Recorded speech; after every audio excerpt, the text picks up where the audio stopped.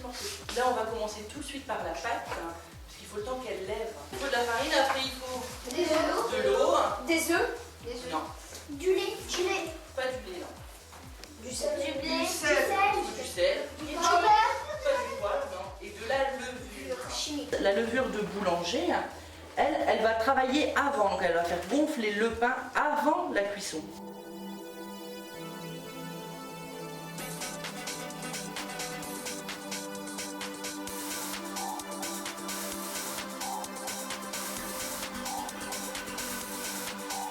On a dit que la farine ça venait du blé, donc le blé c'est une...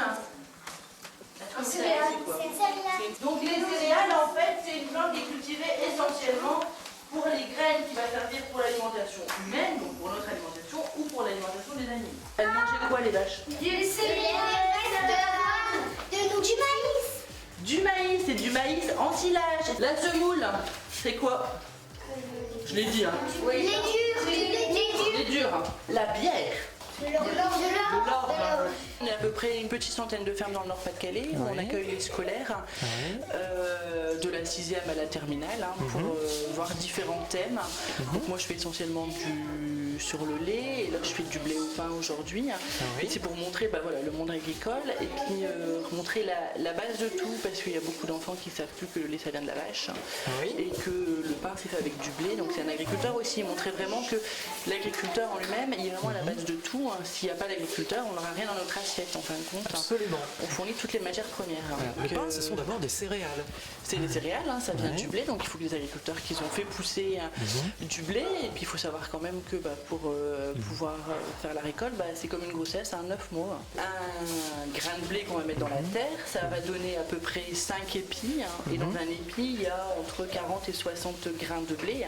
D'accord. Donc, voilà, donc après, on peut faire après, dans un grain de blé, il n'y a pas énormément de farine. Quand on écrase un grain de blé, il en faut pas mal. Quoi. Donc tout le pain qu'on mange, en France, on est des grands mangeurs de pain, il faut beaucoup de farine. On oublie la provenance des aliments et rien que par exemple savoir lire une étiquette, ça, là je ne vais pas en parler aujourd'hui, mais savoir lire une étiquette pour savoir d'où vient par exemple la viande ou le yaourt, le fromage et tout ça, c'est des choses importantes aussi. Et c'est des choses qu'on ne sait pas forcément lire.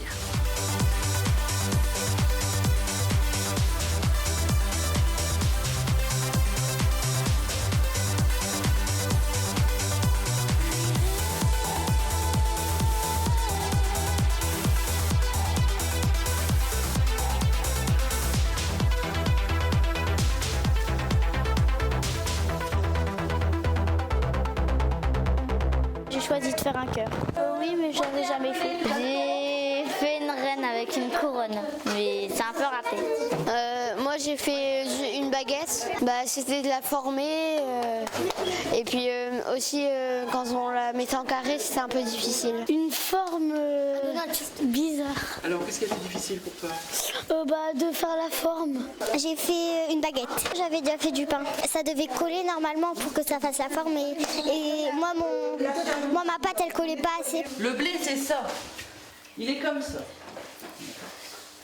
Donc vous en avez déjà tous vu. Donc on voit, il y a la terre avec la racine, donc ça va être, cette partie-là elle va être dans la terre. La tige, qu'est-ce qu'on en fait? Elle sert à quoi la tige du blé?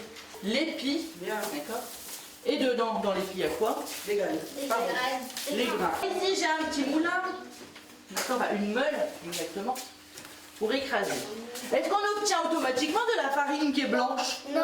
Qu'est-ce qu'on va avoir? Il y a différents types de blé.